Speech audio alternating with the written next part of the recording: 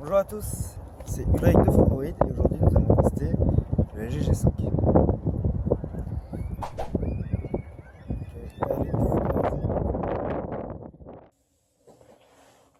Voici le LG G5. Désolé pour les petits reflets, on fait avec le matériel qu'on a. Un écran de 5,3 pouces et gros changement pour LG, voici l'introduction d'une coque en métal. Donc comme vous pouvez le voir, c'est un gris clair. Pour être tout à fait franc, c'est ce qu'on nous demande dans un test, je trouve que ce gris clair donne une vraie impression de métal brut.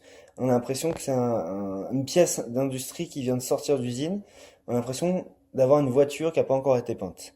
Par contre, c'est vrai que contrairement aux anciens LG, on a un côté finition qui est vraiment un cran au-dessus. Je vais vous donner quelques exemples. Regardez cette partie chromée tout autour du téléphone. Mais aussi, regardez ce capteur biométrique avec la partie chromée autour. Là, on sent vraiment qu'LG a fait un gros effort d'intégration. D'ailleurs, ils ont introduit une technologie qui s'appelle microdizing, qui fait en sorte que on n'a pas de bande disgracieuse de plastique afin de faire office d'antenne d'antenne modem pour la 4G, etc. Le capteur à l'arrière, c'est un capteur biométrique qui fait aussi office de bouton, donc on peut cliquer dessus pour déverrouiller ou verrouiller l'appareil. Et oui, bien sûr, c'est un capteur biométrique. Au-dessus, on a deux capteurs. D'un côté, on a du 16 mégapixels, de l'autre, on a du 8 mégapixels. On a un double flash avec deux tons et on a le capteur, enfin le laser pour pouvoir améliorer la mise au point. On reviendra en détail sur la partie photo tout à l'heure parce qu'elle est vraiment intéressante. À l'avant, on a un téléphone qui a des bordures. Je vais vous montrer avec un écran, voilà, avec une image. On a quand même des bordures, on n'a pas un téléphone borderless. On a d'ailleurs en haut et en bas des bordures assez imposantes. Vous comprendrez pourquoi. L'écran est un peu arqué au-dessus. C'est très très léger, mais c'est intéressant comme caractéristique technique. Ça apporte rien en termes de fonctionnalité, c'est juste du design. Autre élément intéressant, ceux qui ont déjà un LG l'ont sûrement déjà vu, les boutons de réglage volume sont situés sur la gauche du téléphone alors qu'avant ils étaient situés derrière le téléphone, ce qui était une caractéristique de LG. LG, sûrement pour un point de vue d'ergonomie design, a dû les remettre sur le côté, vous allez comprendre pourquoi tout de suite après. Et on a le slot micro SIM et micro SD situé sur la droite de l'appareil. Donc pour le coup, ce modèle n'est pas double SIM, c'est un SIM, simple SIM avec du micro SD. Connecteur USB type C avec un microphone, un haut-parleur mono. Inconvénient de haut-parleur mono, quand vous tenez le téléphone en mode multimédia, en mode paysage, et ben vous avez tendance à poser la main sur le haut-parleur. LG a pris énormément de risques avec ce téléphone. C'est pas seulement le fait d'avoir introduit un deuxième capteur, vous allez comprendre à quoi sert ce deuxième capteur tout à l'heure, mais c'est le fait d'avoir introduit un système de modularité. Donc c'est quelque chose qu'on connaissait déjà à travers des projets qui sont pour le moment au stade de développement, c'est le cas du projet ARA, donc un téléphone qui est complètement modulable avec un exosquelette sur lequel on va placer des modules afin d'avoir un téléphone sur mesure. Là, LG introduit un système où on accède à un espèce de capuchon à l'aide d'un bouton situé à gauche du téléphone. Donc je clique sur le bouton, je vais vous montrer tout ça, ça prend quelques secondes.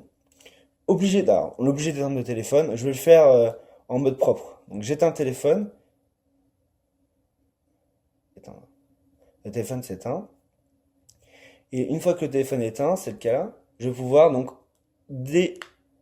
décapucher le téléphone en cliquant. Donc là, je clique, ça fait, voilà. Vous avez vu, c'est pas évident. Faut doser sa force. C'est vraiment pas évident à gérer. Donc je clique sur le bouton qui est pour le coup vraiment bien intégré. Il ressort pas du tout. Il est très discret. Les gens d'ailleurs le voient même pas quand on leur demande comment enlever le capuchon. Ça déclenche, ça permet de sortir du coup le capuchon qui derrière est connecté à la batterie de 2800 mAh. On reviendra sur la partie autonomie. Elle reste intéressante, bien entendu. Euh, Là, c'est là où on voit le côté intégration de LG qui est vraiment impressionnant. On retrouve la dalle avec la coque en métal. Et donc là où est l'emplacement de la batterie. C'est la première fois que je vois un accès à une batterie interne avec un système, voilà, un système similaire, c'est-à-dire par-dessous le téléphone. Et donc LG a introduit donc ce qu'on appelle les LG Friends, c'est tout un tas d'accessoires qui vont permettre de voilà, de moduler son téléphone en fonction de ce qu'on va en faire. Aujourd'hui, malheureusement, il n'existe que deux produits. Donc là, je peux continuer à enlever la batterie, hein. Regardez, c'est pas évident. Ce que je vous dis, c'est vraiment que le système, on a vraiment l'impression de casser son téléphone à chaque fois. C'est vraiment pas évident. Paf. Donc là, je l'ai enclenché. J'ai retiré complètement la batterie. Ce qui est intéressant, c'est qu'on a par exemple deux autres aujourd'hui accessoires. On a un grip photo qui va, malheureusement je l'ai pas ici, mais j'ai pu le tester, qui va prendre le même emplacement que ce capuchon et qui va apporter un grip au niveau du téléphone pour améliorer l'ergonomie, la prise en main lorsqu'on fait des photos et surtout des boutons physiques pour pouvoir zoomer ou déclencher un shot, etc. On a également un DAC pour les audiophiles pour améliorer la sortie du son. Et pour le moment, c'est tout. Alors ça, c'est dommage, c'est vrai. LG a promis d'autres accessoires. Je vais, hop, j'enclenche. Vous avez entendu le petit clac. Hop, un deuxième petit clac. Et là, je redémarre l'appareil. Je reste appuyé là. Le téléphone redémarre. C'est assez simple. Le téléphone prend environ 20 secondes à démarrer. Donc on est obligé d'éteindre son téléphone pour changer la batterie, pour ajouter un autre module et après le rallumer. C'est une opération qui prend environ 1 minute maximum, à titre d'idée. C'est pour le moment j'ai un avis assez mitigé. Il y a des gens qui vont apprécier l'effort, mais ce qui est sûr, c'est que c'est un impact sur l'ergonomie de l'appareil. On voit par exemple ces portures qui sont quand même assez grandes en haut et en bas du téléphone. On voit également cette ligne alors que LG aurait pu pour le coup vraiment faire une coque unibody. C'est vraiment dommage de voir ce type de finition. Par contre derrière c'est vrai qu'on a un module et c'est vrai qu'LG pour une première expérience de ces systèmes enfin, c'est vraiment une expérience qui est convaincante d'un point de vue ergonomie, d'un point de vue design. Mais c'est vrai c'est quelque chose un peu à demi-teinte parce que pour le moment on sent le potentiel de ces systèmes, mais qui reste malheureusement limité aujourd'hui. Les accessoires sont chers, ils sont limités. LG a pas communiqué sur le fait qu'ils allaient développer une technologie ouverte à d'autres fabricants, d'autres constructeurs, d'autres partenaires facilement. Aujourd'hui, malheureusement, on a deux modules qui seront pas indispensables du tout et qui seront limités dans les usages. Revenons à ce téléphone parce que au-delà de ce système, il est vraiment vraiment pas mal. Écran de 5,3 pouces, on a un écran très lumineux. On a pu le tester en plein soleil, comme vous allez pouvoir voir dans les images. Bon, c'est pas idéal, mais disons que l'écran restait lisible, ce qui n'est pas le cas de tous les téléphones. On est sur du Marshmallow, c'est pas la dernière version d'Android, parce qu'il y a une nouvelle qui arrive, mais disons que c'est la dernière qui est en déploiement, et LG a introduit quelques modifications logicielles. Première chose, on n'a pas de tiroir d'apps. Alors ça, c'est vrai que c'est quelque chose qu'on a l'habitude de voir chez les fabricants chinois, et c'est quelque chose que beaucoup de gens vont regretter. Vous inquiétez pas, LG, a priori, est en train de répondre aux critiques et devrait introduire une option qui permet d'activer et désactiver les tiroirs d'apps. On a un système de personnalisation assez évolué. Donc là, je reste appuyé sur le bureau et je peux accéder à un bureau, à un espèce d'écran de personnalisation où je vais pouvoir, bon, bien sûr, modifier les fonds d'écran, ça vous en foutez, mais surtout changer le thème. Donc là, j'accède à ce qui s'appelle le LG Smart World. Donc là, c'était la première fois que je le lançais, on va pouvoir démarrer le téléphone. Voilà, en fait, on va accéder à tout un tas de thèmes pour personnaliser son téléphone. Voilà, il y a des thèmes payants, des thèmes gratuits, il y a un peu de tout. Chaque thème fait environ, alors je sais plus exactement, c'est pas énorme, 30 MO, voilà. 30 MO, et comme on va pouvoir le voir, ça personnalise les boutons, les fonds d'écran, etc. Alors les temps d'attente sont un peu bizarres dans les applications. Voilà. Bon, bah, hop, voilà. Vous avez tout vu en direct, on est en train de télécharger. Oui, il a besoin du Wi-Fi. Ouais, je peux vous montrer ce que ça donne avec les écrans les captures. Regardez, ça va modifier tous les boutons. Et ça va introduire des icônes ronds, modifier les polices, les couleurs du texte. Et beaucoup de gens apprécieront. LG a enlevé les boutons arrondis sur les icônes d'application. Ça, c'est un titre, un petit, une petite chose intéressante. On a ce bouton, les boutons en bas. On peut choisir si c'est la barre est grise ou noire. Ça, c'est intéressant. Donc voilà pour les petites options de personnalisation. Je vais vous parler tout de suite de l'appareil photo parce que je trouve que c'est l'élément le plus intéressant de ce téléphone. Donc là, je suis sur l'appareil photo.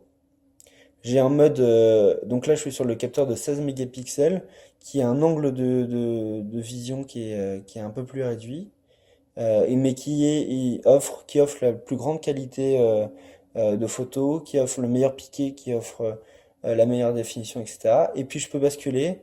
Alors ça, c'est vraiment très large sur le capteur de 8 mégapixels qui est un capteur grand angle, mais vraiment grand angle.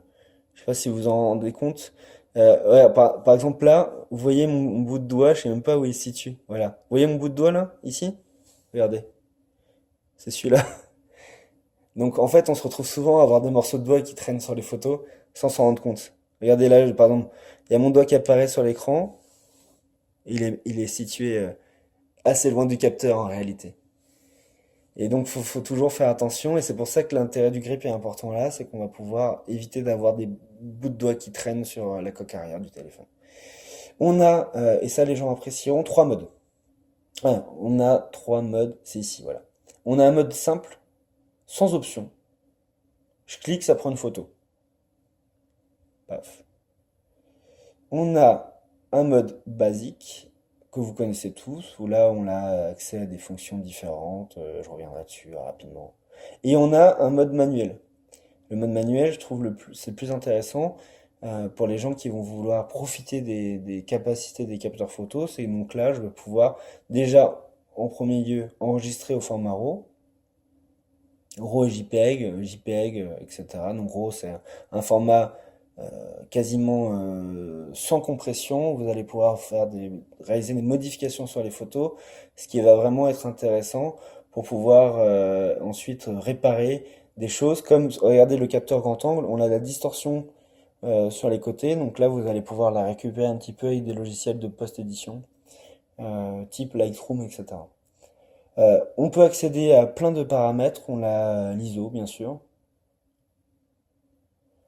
l'ouverture, ah non ça c'est le temps d'exposition, et on n'a pas l'ouverture, on n'a pas l'ouverture, mais voilà, donc ça permet de faire des petites photos marrantes. Je me suis amusé le week-end dernier à essayer de prendre en photo les étoiles avec un trépied. On peut prendre en photo les étoiles en faisant des pauses longues de 20 secondes avec un ISO assez bas. On a des photos qui sont potables. C'est des choses qu'on peut. C'est la même chose que des compacts. On peut vraiment s'amuser. Et dernière chose sur l'appareil photo, dans mode basique, donc on a les modes là. Vous allez pouvoir faire des choses assez marrantes. Vous avez le mode pop-up. Le mode pop-up, du coup, il va pouvoir exploiter les deux capteurs en même temps. Donc l'AEG a, pour le coup, pas fait de boulot d'intégration de capteurs en même temps. Et disons que la plupart des doubles capteurs qu'on connaissait sur les smartphones avaient des capacités où on pouvait, par exemple, modifier la focale le focus sur les photos. Où on pouvait, par exemple, améliorer la qualité des photos. Bref, ici, LG a introduit un système où on bascule d'un capteur à l'autre. Pas le choix. Par contre, ils ont introduit des fonctionnalités intéressantes comme le vignettage ou enfin, vous voyez, en fait, c'est des photos créatives. Vous allez pouvoir vous amuser. Je peux modifier, par exemple, en mettant un objectif fisheye, etc. Bon, c'est vrai que ça c'est plus du gadget, mais bon, c'est quand même marrant à utiliser. Et on a d'autres choses comme le multiview. Voilà, on va pouvoir faire trois photos pour faire du collage. Donc là, j'enclenche Baptiste et moi. Hop. Ensuite, je filme la télé, hop, et on va terminer par la cuisine, hop, voilà. C'est vraiment du gadget. Vous avez beaucoup d'applications tierces qui permettent de les faire, mais c'est quand même marrant à faire. C'est marrant à créer, à la volée comme ça depuis l'application basique. Voilà. Donc là, sur la partie photo, pour résumer, je pense que c'est vraiment le point fort de ce téléphone. J'ai vraiment été impressionné. Attention tout de même, on a un rendu qui est un poil inférieur lorsqu'on transfère les photos sur un PC ou sur une télévision. Disons que l'écran du téléphone est très élogieux pour les capteurs photo. Par contre, le fait d'introduire un capteur à grand angle, c'est vraiment intéressant. Il y a des très bonnes optiques sur les deux avec des grandes ouvertures. On a vraiment, je pense, quasiment ce qui se fait de mieux en termes de photophone, c'est-à-dire de smartphone dédié à la photo. Et je pense qu'avec le grip, on doit avoir encore une ergonomie largement améliorée qui en fait sûrement le meilleur photophone du marché. Surtout avec le... Alors, j'ai trouvé la mise au point très efficace avec le laser. Voilà. Du coup, en résumé sur ce téléphone, si je devais citer trois points forts et trois points faibles, faisons comme ça. On a premièrement un design vraiment intéressant en métal. On sent qu'LG a fourni de gros efforts d'intégration. On a des petites choses que je trouve dommages. On a par contre, par exemple, le port-casque 3,5 mm qui est décentré. C'est un petit détail, je suis d'accord. On a l'émetteur infrarouge, ça c'est une bonne chose par contre. LG l'a gardé malgré le fait d'avoir introduit un téléphone en métal, contrairement au Galaxy S7 qui a perdu son émetteur infrarouge. Du coup, première chose, excellente finition et fabrication, gros effort de la part de LG. On a un capteur photo très impressionnant, franchement. On était surpris. Euh, Toutes les personnes qui ont pu prendre nos téléphones, qu'on jouait avec, étaient surpris de ce capteur grand angle qu'on a finalement. Je me suis dit que la plupart du temps, j'allais prendre des photos de façon classique avec le capteur qu'on connaît tous, qu'on a à peu près le même sur les téléphones de gamme. Et en fait, on se retrouve à faire beaucoup de photos en grand angle parce que ça permet de faire des photos plus intéressantes, surtout en groupe, etc., de paysages. Les capteurs, enfin franchement, l'appareil photo est vraiment son point fort. Et enfin, on a un appareil qui a en point fort vraiment peu de points faibles, dans le sens où vous avez de la micro SD, vous avez un émetteur infrarouge, vous avez un capteur biométrique. Il y a, franchement, aujourd'hui, tout ce qui se fait de mieux en termes d'intégration et de composants sur un appareil. Avec surtout le Snapdragon 820, j'en ai pas parlé, c'est de la performance. Je vous renvoie vers le test écrit où je suis vraiment entré dans les benchmarks. Vous allez pouvoir voir les résultats cette architecture mobile, mais honnêtement, c'est sûrement une des plus impressionnantes du marché actuellement. Aucun lag, le téléphone chauffe à peine. Là, par exemple, l'écran est allumé depuis 20 minutes. On sent à peine la chauffe. Il nous avait fait peur lors de la prise en main au Mobile World Congress, c'est qu'on avait ressenti pas mal de chauffe sur les modèles exposés. C'est pas du tout le cas sur ce modèle final. Et sur les points faibles, moi j'en vois principalement un. C'est le potentiel de ce LG Friends qui pour moi va être sous-exploité par LG. Dans le sens où aujourd'hui on a seulement deux accessoires qui sont coûteux. Je trouve ça dommage, alors qu'on a un gros potentiel. On sent que LG c'est peut-être un peu trop dépêché à sortir ce produit. Il y aura la nécessité peut-être de sortir un produit intermédiaire pour ensuite introduire ce système sur les hauts de gamme, sur leur flagship. Et surtout, je vais vous le refaire devant vous, mais franchement, on a vraiment l'impression de casser son téléphone. Je suis persuadé que peu de gens vont utiliser ce système quand même. Parce qu'il est vraiment pas évident. Moi, je préfère avoir une batterie externe que de devoir éteindre mon téléphone. Et surtout, voilà. Voilà, c'est vraiment dommage d'avoir fait un truc si abrupt à monter et à démonter. Voilà, voilà, téléphone franchement risqué, un pari risqué pour LG. Alors je le monte à l'envers, ça c'est ma faute. Un pari risqué pour LG, on sent qu'il y a eu un gros effort d'intégration. On sent qu'LG veut différencier son téléphone de la concurrence. Euh, C'est un téléphone que l'on conseille, bien entendu. Néanmoins, on est un petit peu sur notre fin avec ce système. On a hâte de voir la prochaine évolution. parce que pour le moment le potentiel est pas du tout est présent, mais l'exploitation est pas du tout là.